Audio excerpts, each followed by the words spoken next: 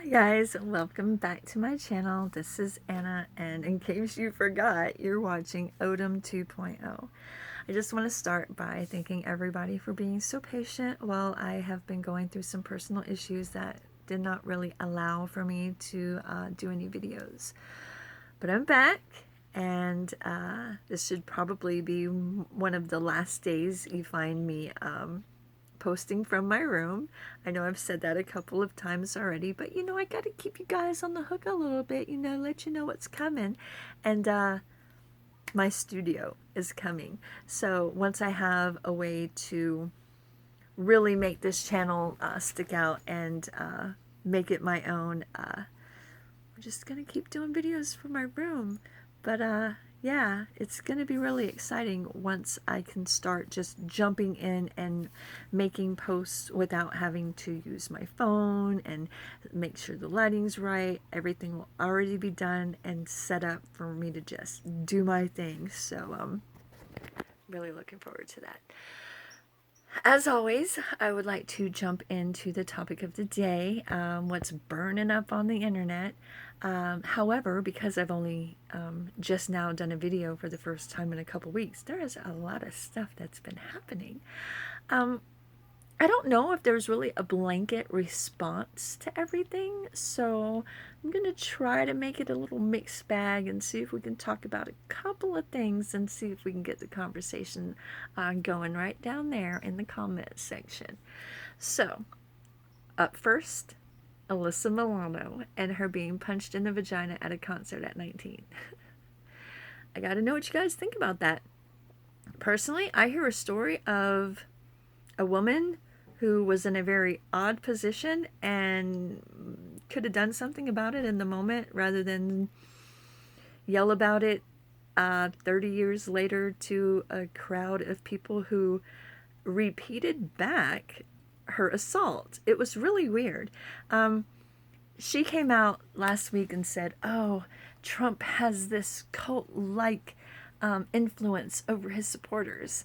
And then 3 days later, I see her telling her sexual assault story, sentence by sentence. And after each sentence, the women surrounding her repeating what she had just said. And I'm like, well, if that's not cult-like, I don't know what is. Weird. But I definitely thought the details of her story were interesting. And I'd like to know what you guys think about that. From my personal perspective of just what I heard. Now, what I heard was probably not the whole story. But what I did get was she was at a concert. She was at a concert because they totally repeated everything just like that. She felt a hand go up her skirt.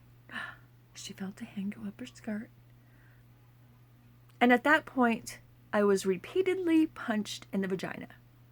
And at that point, I was repeatedly punched in the vagina. Like everything she said, they repeated verbatim, like a cult. And I just thought it was weird because I had just heard her referring to Trump's influence as being cult-like. And I'm like, the hypocrisy never ends. So it's not even about the story. It's more about the hypocrisy. Like, I don't understand how you can sit there and say that and then turn around and do something that looks more like what you just accused somebody else of doing and not even see it. Like, why were they repeating that again? I don't know. So tell me, what do you think of Alyssa Milano's story? Do you believe her? Do you think this is a... So I'm just trying to figure out, first of all, if her story makes any sense to you guys, because it didn't make any sense to me. And if you really did feel like she was a victim in that story, or if she kind of missed a moment where she could have been a victor and handled this situation in the moment and then not have to proclaim this story 20 plus something years later in a hallway for some random strangers to repeat. Like, it was just weird. So there was that happening, and I just felt like I needed to kind of touch on that a little bit. Tell me what you think. Keeping it with the celebrities, I was loving Kanye West's visit to the White House. I love how CNN tried to make a mockery of it, make it seem like it was a joke, that it was a complete disaster. And before the meeting ever even happened, CNN lost their ever-loving minds. Don Lemon needed to be fired like so yesterday, but after what he did in terms of talking about Kanye and encouraging and laughing at him being called a, what was it? I don't remember what he called him something. He called him a, I know he called him a Negro, but I can't remember what he said before that. Like, oh, they called him a token Negro, okay? And I'm like, I was shocked. I was like, oh my God, right? And he laughed. He was just like, ha ha ha ha ha, this is so funny. What's funny about another black man being publicly called a token Negro because he supports our president? Like, I'm sorry, but that was uncalled for. That was effing racist. And since we're on the subject, I want y'all to tell me what you think about this, okay?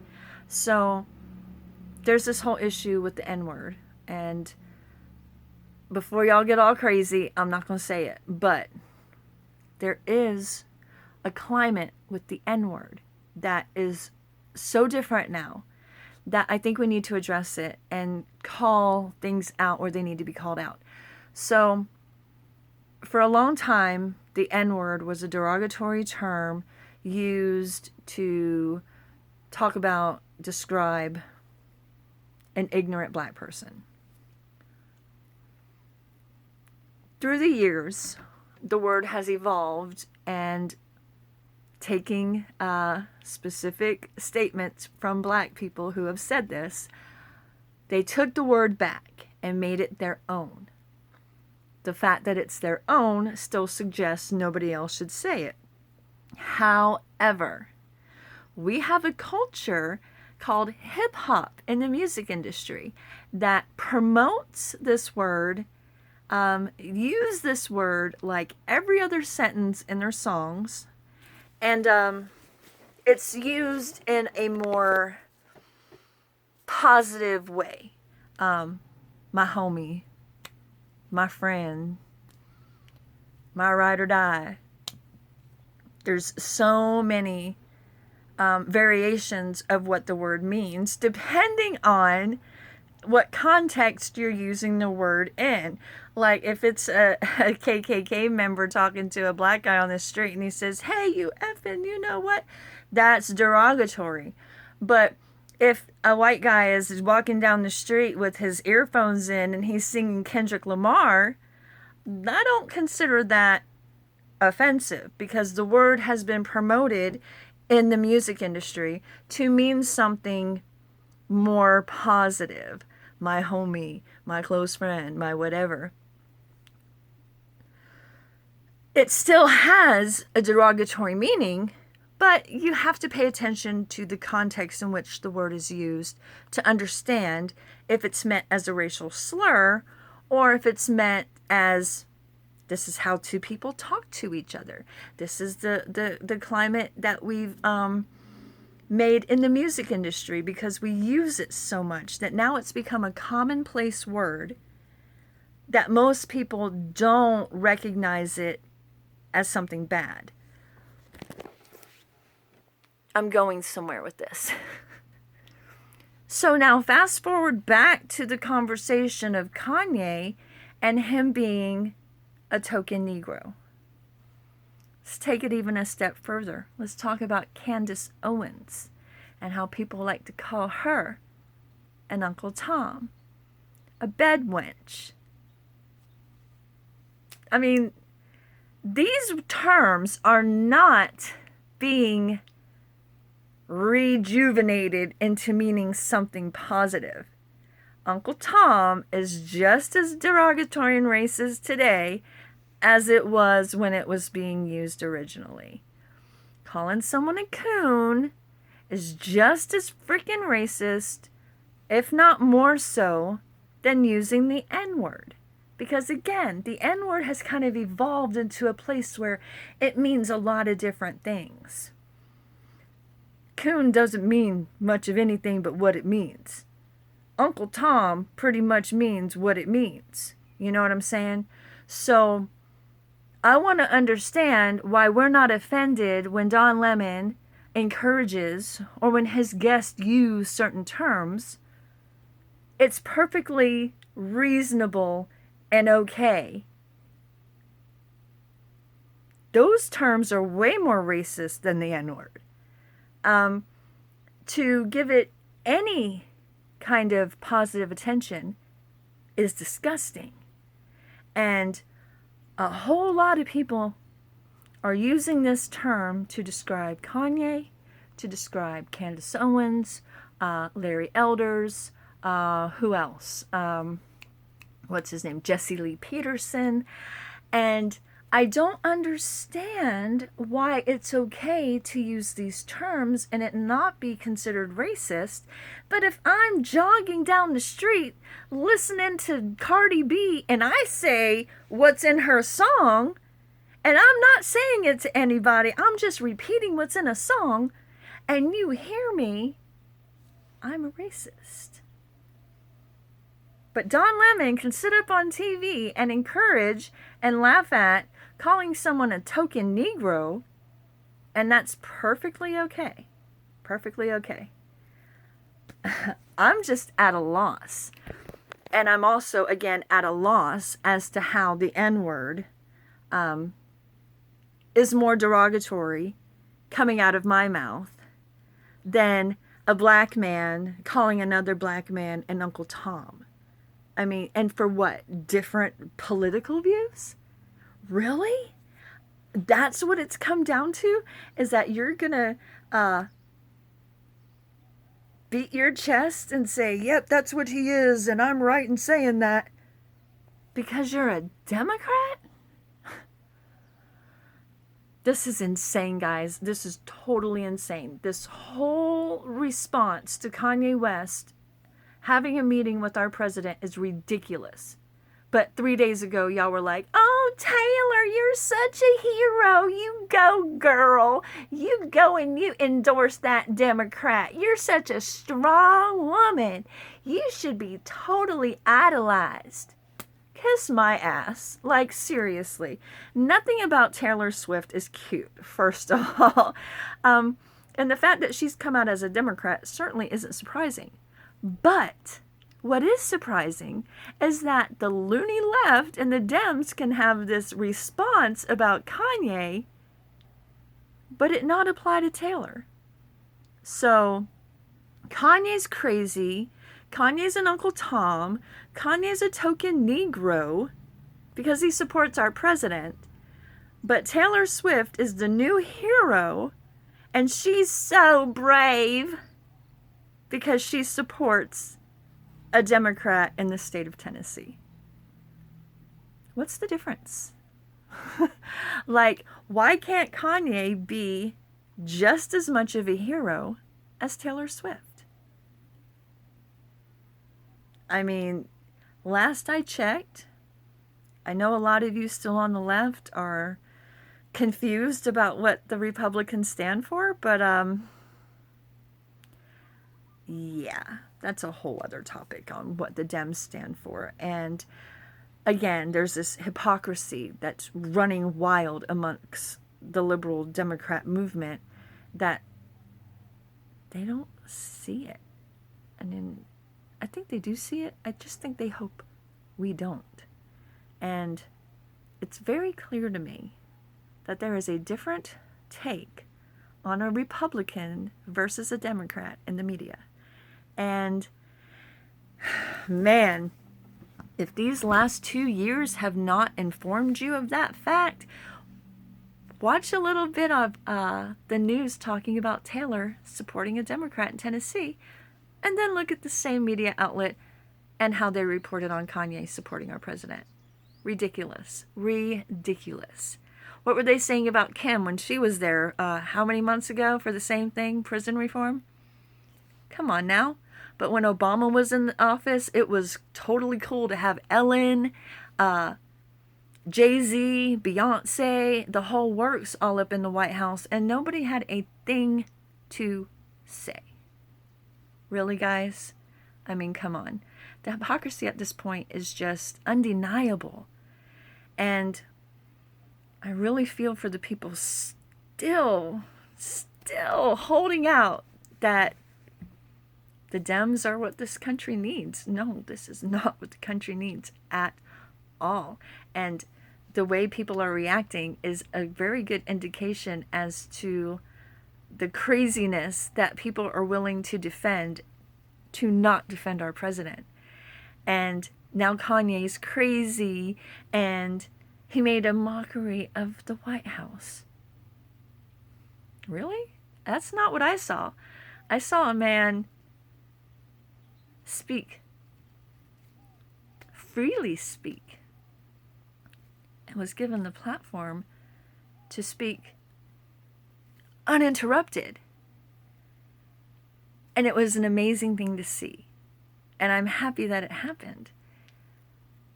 But I'm just grossly sickened by watching how the media handles this. If you watch CNN, it was a complete disaster. If you watch Fox, it was brilliant and amazing.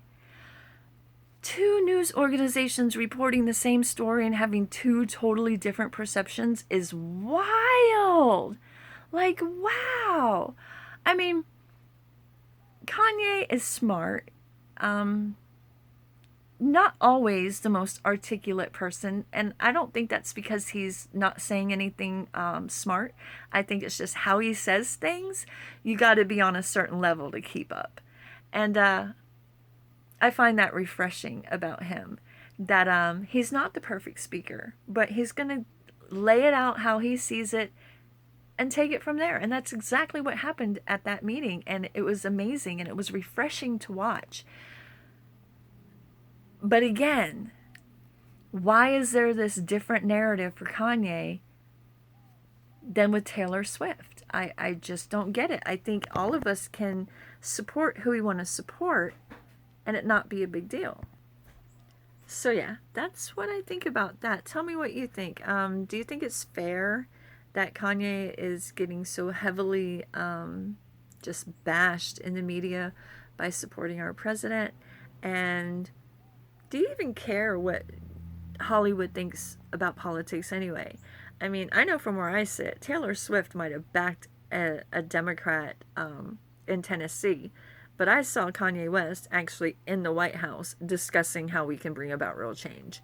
So in that regard, I do care about what he says, because he made it a point to say it and to do it in a way that it could maybe actually breathe life into these very things that need to be discussed and dealt with on a more serious basis. Just backing a candidate with your name is one thing, but backing it with your words and your actions are something totally different.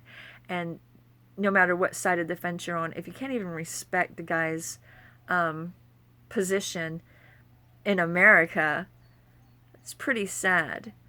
And to label him and call him all of those gross and racist terms over a difference of political opinion, I find disgusting. I really do.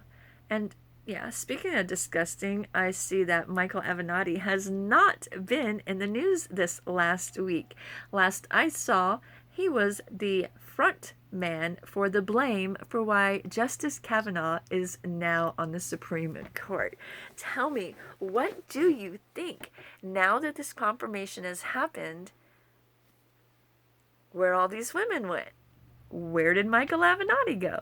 It just seems pretty right on time, that right on cue, it didn't work. And Christine, oh, I can't even remember all these women's names now. Excuse me. But none of these women are in the news. Michael Avenatti is not in the news.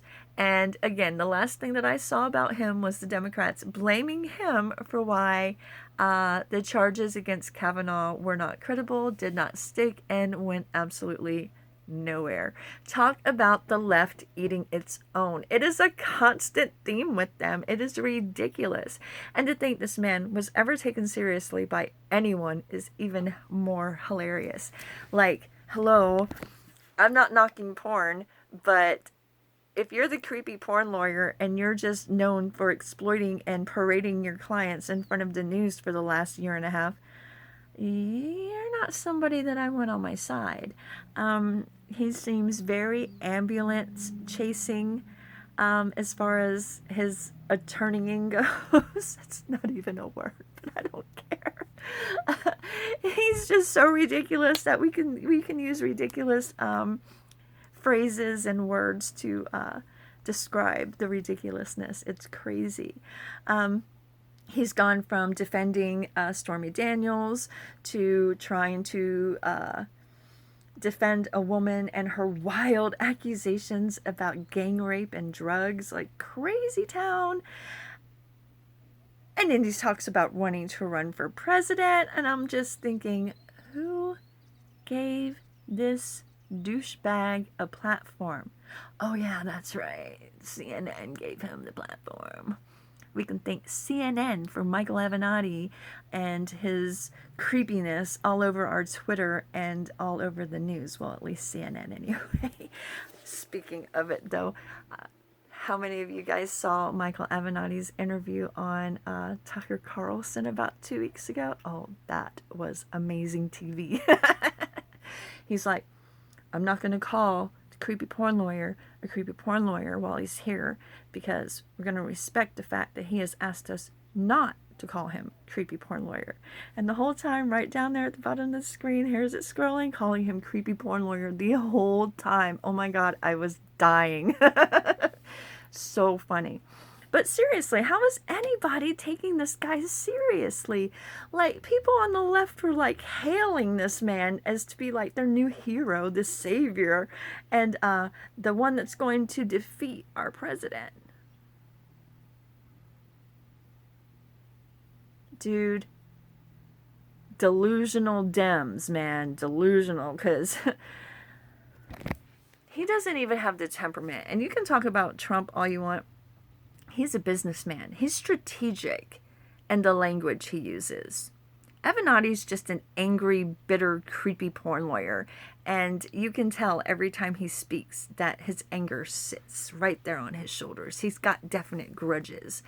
And when you let your emotions dictate you like that, you're not going to be a good leader. Sorry. And when you are representing a host of women who, between all of them together, can't even come up with about 10% credibility, I think it's time to hang it up. I mean, really, dude. I mean, you might think you're taking down Trump, but really all you're doing is taking down yourself and the Dems with you. So thank you for that, Michael Avenatti. So I think I actually managed to do a mixed bag of thoughts today to try to at least catch up a little bit on the time that I missed for the last couple of weeks. Tell me what you think. Leave me some comments. Give me a like. And always, if you're going to give me a dislike, you gotta comment why. You gotta start a conversation. You just can't go throwing angry faces and thumbs down around and not giving any context. Come on. But I will say I have noticed that even though I'm still trying to build an audience, at least most of what I've said, most of you tend to agree with, which is amazing. But I would still love to hear from you too. Remember, the only way we get noticed and we get the platform that we need to maybe, make a little bit of decent money off of these videos is if we have the support of people like you who will subscribe, like, comment, share, and just do everything that we can as a group to make this something big and great. So definitely leave your comments below, share, and get other people involved in the conversation. And until next time, guys, have a great weekend. Aloha.